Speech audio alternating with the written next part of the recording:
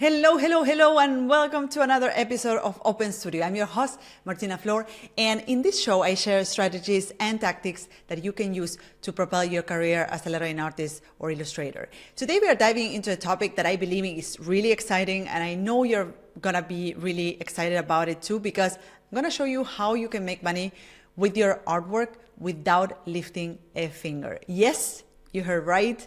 You can make money with your artwork without the need to do anything. And today we are diving into the topic of licensing, which I think is one of the greatest things about our work as graphic artists. And I think it's one of the things that often get overseen by many artists, and they are just leaving money on the table. So today you're gonna get a peek into what licensing is and what it can bring into your business, and what are the benefits of licensing your work and having licensing terms in when you sell an artwork, right? Now, as we jump into the episode, I want to tell you why I decided to do an episode about this. And I want to tell you a little bit of a story, which is that last week I received an email from my agent telling me that he was issuing me a check for $3,000, right? And the reason was that an artwork that I had created for a social media campaign a few years ago got relicensed, right? And essentially this means that something that I crafted a long time ago, that I created a long time ago, a lettering piece that I created a long time ago for a social media campaign, is still making me money today. And the best part is that I didn't have to do anything, right? Now, here's the key part. When I initially created and sold that artwork, I took a crucial step, which is I protected it with licensing terms, right? And this involved assigning the client rights to use the image for a specific period, in a specific application, in a specific territory, right? And fast forward today, that decision is earning me extra income, right? But that is a key step, which I want after this episode, I hope you will start taking with all of the work that you create. And the first key part is that I protected, back then when I created that artwork, I protected my work with licensing terms, which are the ones, and these licensing terms you're gonna see through this episode, that are really an easy step to take and are really easy to incorporate in your workflow. And they can really help you protect your work, but also earn income later on, right? This is the power of protecting your work. And it starts with your licensing terms. Unfortunately, I've seen many graphic artists make the mistake of selling their artwork with the assumption that it will be used just once, right? It will be just used on that campaign, on that book cover, or on that magazine spread, right? But the truth is that the artwork, if it's successful, your clients may want to use it again, right? What works, right? And that also applies to our clients. If an artwork that we created for them worked for a specific campaign, it would be very likely that they will want to use that artwork later on, right? Or that they will want to hire you later on to create a similar artwork, right? But using licensing terms to create or to protect the work that you create is really an easy step to take, and you will see in this episode, I'm gonna give you hints on how to do that. It's not only an easy step to take, but it's a very important one in order for you also to look professional in front of your clients, because clients that know the business, they know that assigning or commissioning an artwork involves licensing terms, right? So you creating that artwork without including licensing terms make you look really unprofessional, make you look like a rookie, and you don't want that. You want to be in charge of your business, you want to look professional in front of clients, and you want to, of course, protect your work so that later on it will bring some income to your business, right? Now, I want to tell you that even though I'm speaking really confident about this, and I know about licensing terms and how that may have an impact on my business, on your business, on any graphic artist business, I made these mistakes early in my career, and it still really stings me when I come across something that I created being used without my ability to do anything. And of course, my ability to charge for it, right? Hello, listener. Quick heads up. I'm hosting a cool Christmas giveaway as a big thank you for your awesome support. We are handing out great books, goodies, and loads of valuable trainings. So if you want in, you just go to martinaflor.com/giveaway and you sign up, and that's it. I will play Santa and put a gift under your Christmas tree. So don't miss out. Hop over to martinaflor.com/giveaway now. Happy holidays, and back to the show now. And I spoke about this in this podcast as well. Early in my career, I also charged very little for a logotype that I created that nowadays is a very well-known and used across the world logotype for a brand that at the moment I charge just for the hours that I dedicated to create that logotype. And nowadays I could be making extra income from the success that that company is doing through that logotype, right? Now, what can you do to avoid this? What can you do to avoid that that feeling of saying like, oh my God, I could have protected my work. I could have anticipated this. And I could be earning extra income from something that I created early on, right? Now, let's start first by stating what licensing terms are. So licensing terms are the rules for how others can use your artwork, right? Imagine that this is like renting your creation. You decide where, how, and how long someone can use it, right? For example, if you design an artwork for an advertising campaign, you may want to allow the company to use it on their website for 1 year, let's say, right? So you're gonna create the artwork for them, and you're gonna assign rights to this company to use that image for that specific campaign on their website only, right? Which is very unlikely, but I want to set the frame. Just to give you an example, I want to set a very small scope so that we can I can put my point across. So this ensures that you get paid initially and opens the door for more income if they want to use it again, right? So you get paid initially for that artwork you created and for that specific application. And if down the road they are successful, or their campaign is successful and they get more hits on their website and more visitors on their website, and they get more conversions through that artwork that you created for that campaign, and they want to use it again, they will need to relicense it from you. So it's a smart way to protect your artwork and make money in the long run, right? Now, this can apply to virtually anything you create. This can apply to a book cover, and this is a mistake or an assumption that I often see graphic artists doing. That is like, okay, yeah, you can do that for an artwork or a book cover that you created for someone, but you cannot do that with logotypes, for instance. That's the typical one. Logotypes, it's very hard to put licensing terms on logotypes, and I'm going to share with you what a great tool it is, licensing terms, to also sell your services, right? Now, this can apply, the licensing terms can apply to virtually anything you create. A book cover, a print for t-shirts, portraits, swag, and even if you create logotypes, right? So I personally use it for pricing logotype projects, right? So for instance, when a startup is interested in commissioning me for a logotype, for creating a logotype, for them, paying the full amount upfront might feel like a stretch, right? Like my fees for a logotype may feel like a stretch for a startup, right?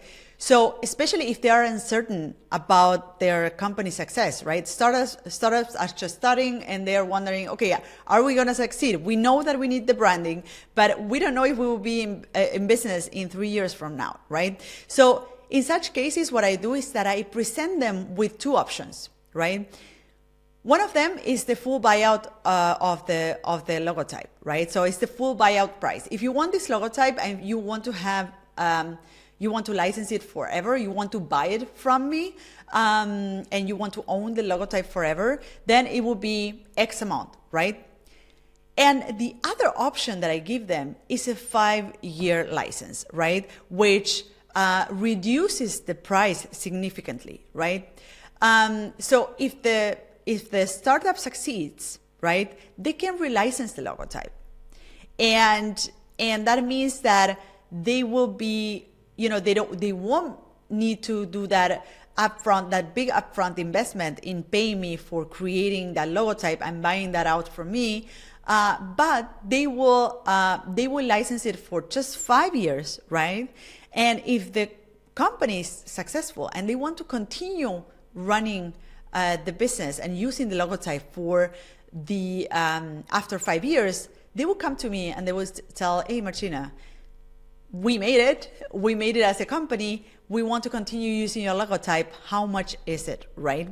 And this approach really creates a win-win situation because we both share some of the risks involved, right? So licensing terms, what I want to pass on to you with this is that licensing terms are not only very useful in terms of protecting your work and making sure that if a certain artwork of yours is successful, you will have or you will gain money later on, but it's also a great tool to price your work and close deals and yes, and enable certain projects with certain clients, right?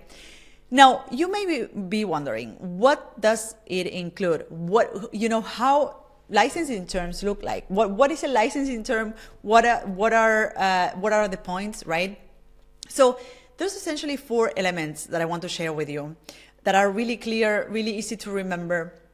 So you will want to write those down so that next time you are sending an invoice to a client or you're sending an offer to a client, you can include them right away. So number 1 is scope.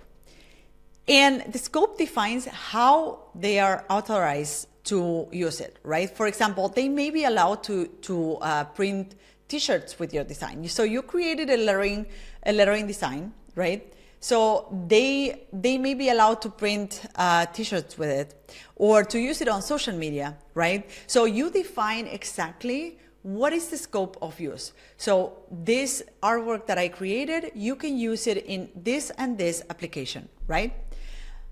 Then the other element is exclusivity, right?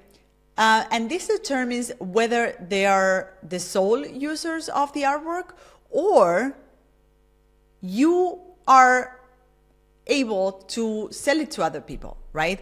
And this is really crucial because it really, if they want exclusivity in the use of that artwork, they will restrict your ability to create profit from the artwork with other clients, right?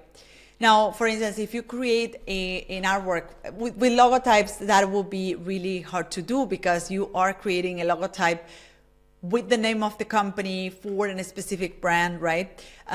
But with artwork, if your client wants exclusivity, that means that you will not be able to sell that artwork or to print swag with that artwork or to create products with that artwork, right? In the past, as I was running my online shop, I remember that I created a few artworks that, since they were not exclusive for the clients or the client didn't buy exclusive rights for that artwork, I was able to reuse those designs and create products with it, and therefore generate further revenue for my business, right?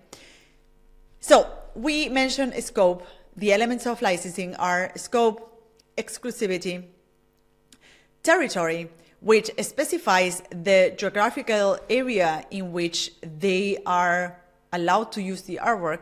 Now, nowadays, it's hard to define or to determine which area that is going to be, right? Because oftentimes an artwork that you create will be seen online, or let's say that you create an artwork for a book.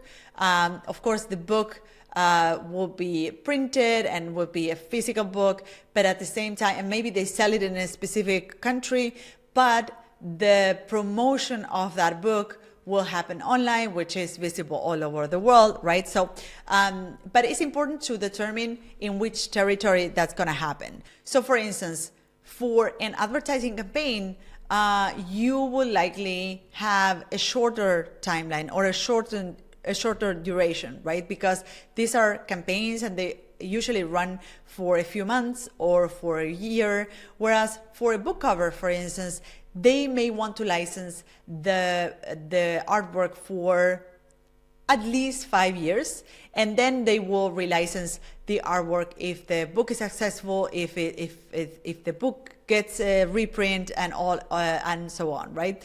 Now, the duration of the license depends on the type of project that you are creating artwork for, but definitely in your licensing terms, you need to determine the duration of the license, right? And this is an extra hint for you. Once you license the artwork, once you send that invoice for that artwork and let's say the license period starts to run, I recommend you to keep an Excel sheet where you write all these things, where you write all these dates, and you make sure that you know exactly when the license for a product or for a certain artwork or product that you created is expiring, so that you can get in touch with them to make sure that everything is fine, to make to understand whether they want to extend that license or not. But keeping track of the licenses that you create for clients is super important, right? Because they probably don't keep track, and you want to do that so that you can give them a heads up if they're beyond their license and they are using the artwork, and you want to also follow up clients once the licensing term expires, right? So you see that you can protect your work by defining your licensing terms. And it's just these 4 elements, which is scope, defining what your artwork is going to be used in, exclusivity, defining whether your client is going to be the sole user of this artwork, territory, right, in which area they are allowed to use this artwork, and duration, for how long, right? So this involves selling an image or design while granting the client rights to use it within a specified scope, a territory, a duration, and giving them exclusivity or not to that artwork, right? And the cherry on top of this is that the broader these variables are, so the longer they want to use it for, that is duration, the wider the territory they want to use it for, whether they want it exclusive or not, and the more elements or the more places in which they want to use your artwork, which is the scope, the wider those variables, the more the pay, right? So remember that the wider or the broader these variables that I just mentioned to you, the more you can charge for your artwork, right? Lastly, I want to delve into the implementation of this. So how do you put this into practice, right? How do you do this? I get this question often, which is, do I need to have a super complex process or to have an additional contract? Now, first I want to say a full disclaimer, which is that I don't provide legal advice here, and you should always consult with a local lawyer. But to get started, it doesn't have to be complex. It just needs to clearly outline the rights you're assigning to the client and the duration, right? You can list every item on your offers. So every element that I just mentioned, you can list that on your offers. And this is the way I did it for my entire career. So you can list these elements, you can define these elements on your offers, which are the ones that get signed off by the client, right? These are the ones that the client signs to approve an offer and start the project, and in the invoices, right? So when you invoice the project, you can state licensing terms. You can just write licensing terms and list all these elements and define these elements. So a scope to be used in blah, blah, blah. Exclusivity or not, and territory to be used within this country or worldwide, and duration for a year, for 5 years, for eternity, right? Now, I want you to leave this episode with some actionable steps, because this is really something that I want you to start implementing today. I want you to start using this today. So number one, make sure you include licensing terms on every offer and invoice that you create. From now on, every time you create a certain artwork, a lettering piece, an illustration for a client, I want you to include the licensing terms on your offers, right? So on your estimates and also on your invoices. This will not only protect your work, it will also make you look professional in front of your clients, because clients will be, or most of the clients that will approach you to hire you to create an illustration or a lettering piece, they know that they know how the industry works. They know that they not only need to commission an artist with a project, but also they will need to license that artwork, right? So I want you to start doing this from today. Every time you extend an offer or create an invoice, include licensing terms, right? Before that, I want you to, in the onboarding process, right? And as you are closing the deal with a certain client, I want you to ask questions in regards to how your clients needs to use your artwork or the artwork that they are commissioning, and for how long. So from the moment the email hits your inbox, from the moment you get that call from a client, I want you to start asking not only what is it that they need to get an idea of the complexity of the project, but I also want you to start asking how long they're going to use it, in which area, right? And what are the applications in which they are going to use this, right? Because this will give you insights on how you need to shape those licensing terms, right? You need to make those questions in order to price your work and to include those licensing terms on your offers.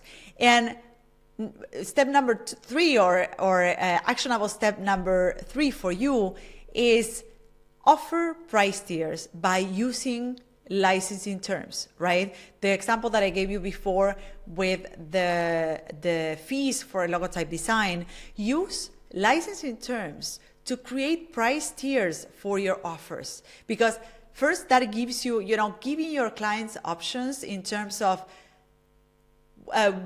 how much of a commitment they want to do with their project and also with you. Giving them options, it's a win-win situation for both parties. First, you will get the project, your client gets to work with you and create something, and it opens door for additional income down the road. So remember, actionable steps for you after this episode on licensing terms is make sure you include licensing terms on your next offer and your next invoice, right?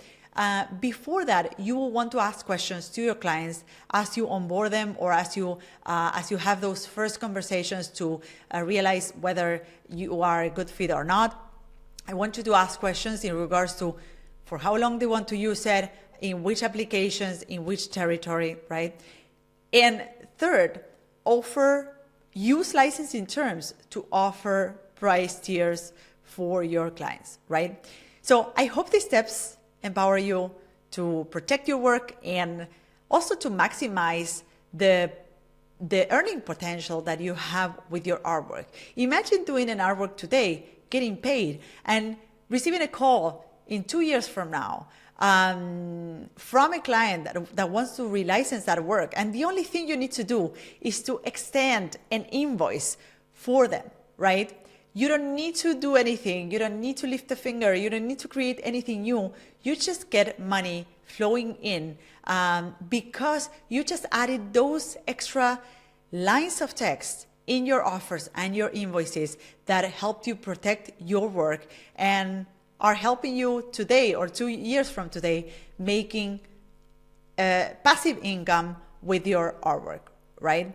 Now, you know that I'm all about helping you and graphic artists make a living doing work you love.